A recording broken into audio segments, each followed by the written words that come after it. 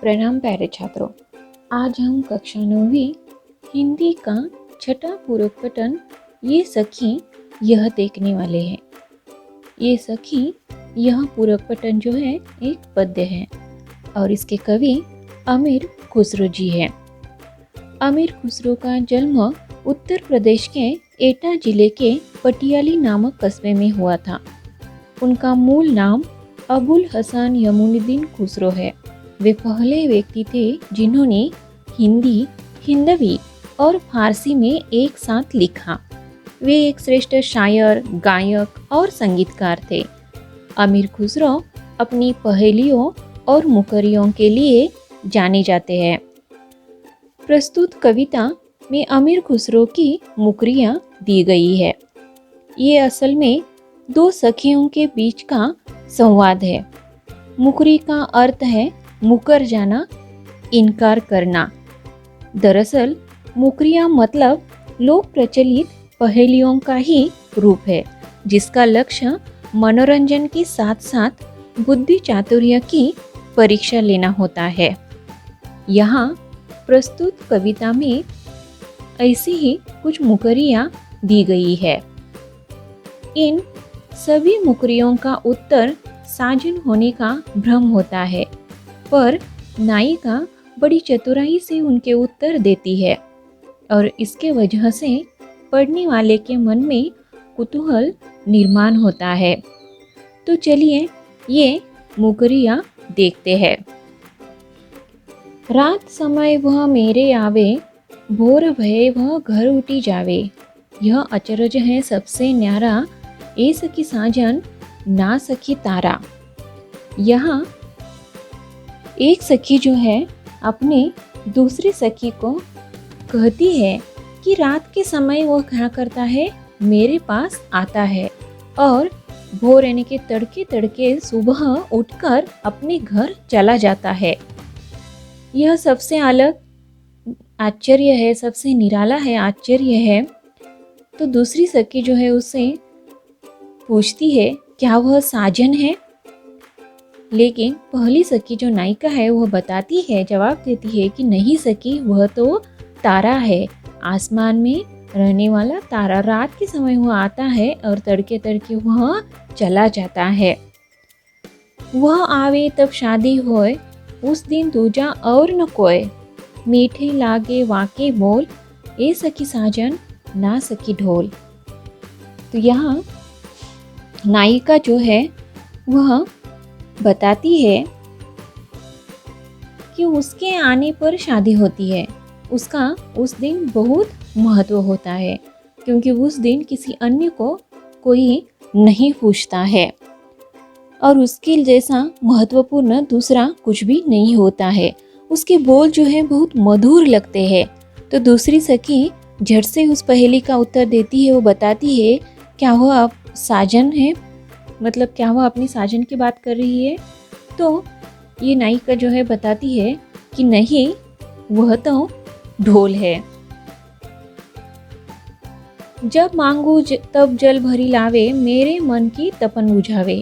मन का भारी तन का छोटा, ये सखी साजन ना सखी लोटा। यहाँ नायिका बताती है कि जब मैं उससे मांगती हूँ तब वो क्या करता है, जल यानी कि पानी जो है भरकर लाता है और मेरे मन की तपन जो है, गर्मी जो है या प्यास जो है मेरी, वह बुझाता है। वह मन का तो बहुत बड़ा है, लेकिन शरीर का बहुत छोटा है। तो यहाँ दूसरी सखी जो है वह बताती है क्या सखी साजन है वह। तो नायिका उसे जवाब देती है, पहली सखी उसे बताती है कि नहीं सखी, वह तो लोटा है जिसमें हम पानी भरते हैं। बेर बेर सोवित ही जगावे, ना जागो तो कांटे खावे। व्याकुल हुई मैं हक्की बक्की, ये सखी साजन ना सखी मक्की। यहाँ सखी जो है, पहली सखी नायिका जो है वो बताती है कि क्या होता है, वह मुझे बहुत परेशान करता है। बार बार रात में मुझे नींद से जगाता है और ना जगे तो काटता है, और इसीलिए मैं बहुत विकल आश्चर्यचकित हूँ, मैं परेशान भी हूँ। तो यहाँ दूसरी सखी जो है वह उसको जवाब देती है कि क्या तुम साजन की बात कर रही हो, क्या वह साजन है? तो नायिका झट से उसे जवाब देती है, नहीं सखी, वह एक मक्खी है, वह तो मक्खी है, मैं उसकी बात कर रही हूँ। अति सुरंग है रंग रंगीले, है गुणवंत बहुत चटकीलो, राम भजन बिन कभी न सोता, क्यों सखी साजन ना सखी तोता। यहाँ नायिका जो है वो बताती है कि उसका रंग जो है बहुत सुंदर है, रंगीलो, बहुत ही सुंदर है, और वह रंग रंगीला है, रंगीलो अलग अलग रंग का खुशमिजाज ऐसा वह है। और यहाँ वह बहुत ही गुणी भी है, उसका रंग गाढ़ा चमकदार ऐसा है, और बिना राम राम कहे वह कभी नहीं सोता है, यानी कि सोते समय हमेशा राम नाम का भजन जो है वह करता है।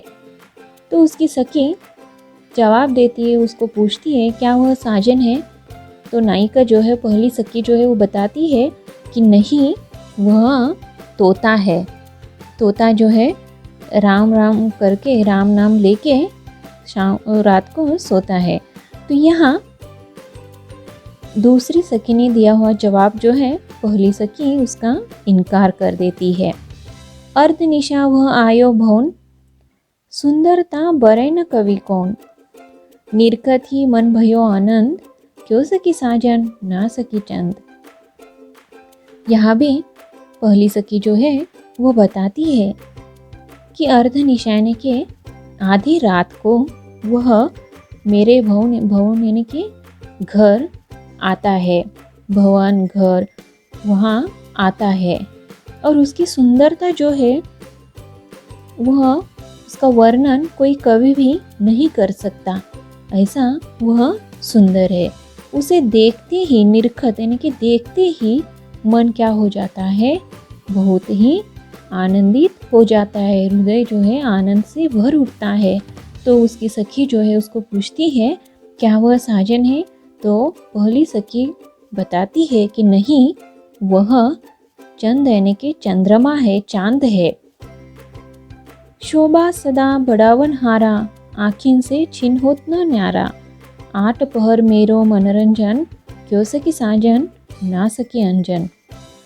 यहाँ पहली सखी जो है, नायिका जो है वो कहती है कि उसने हमेशा क्या किया है, शोभा बढ़ाई है, शोभा बढ़ाने में, वृद्धि करने में शोभा काम किया है, और वह आँखों से एक क्षण के लिए भी दूर नहीं होता है, हमेशा आँखों के साथ ही रहता है।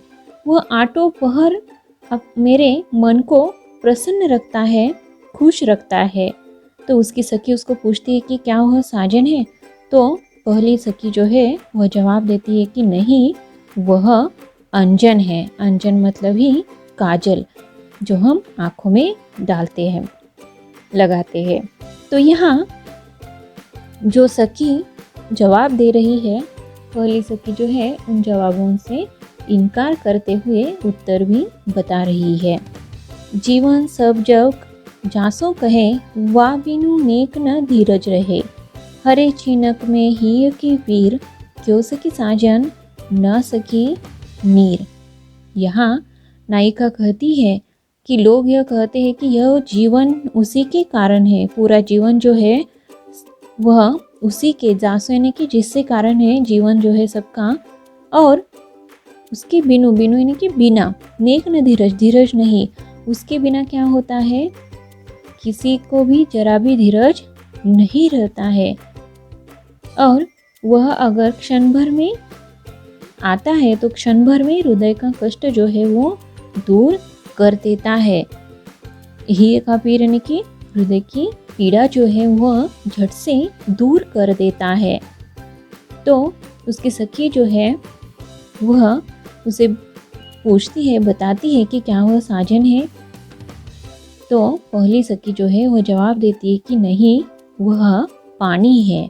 नीर यानी कि पानी, क्योंकि पानी ही सबका जीवन है और उसके बिना हम रह नहीं सकते, और उसके होने से हमारे हृदय की पीड़ा जो है झट से दूर हो जाती है। बिन आए सभी सुख भूले, आए तो अंग अंग सब फूले। सिरा भई लगावत छाती, क्यों सखी साजन ना सखी पाती। यहाँ नायिका जो है बताती है कि अगर वह नहीं आता तो कोई सुख अच्छा नहीं लगता है, उसके बिना कोई भी सुख अच्छा नहीं लगता है, और हम सभी सुख जो है वो भूल जाते हैं। लेकिन जब वह आ जाता है तो सारा शरीर जो है अंग पुलकित हो उठते हैं। उसे छाती से लगाने पर हृदय जो है शीतल हो जाता है। उसकी सखी उसको बताती है कि क्या वह साजन है, तो फिर से यह नायिका जो है जवाब देती है कि नहीं सखी, वह तो पाती यानी कि पत्र है, चिट्ठी है। इस प्रकार पहले पहेलियाँ पूछी गई है और अंत में उनका जवाब भी यहाँ पे दिया हुआ है। धन्यवाद।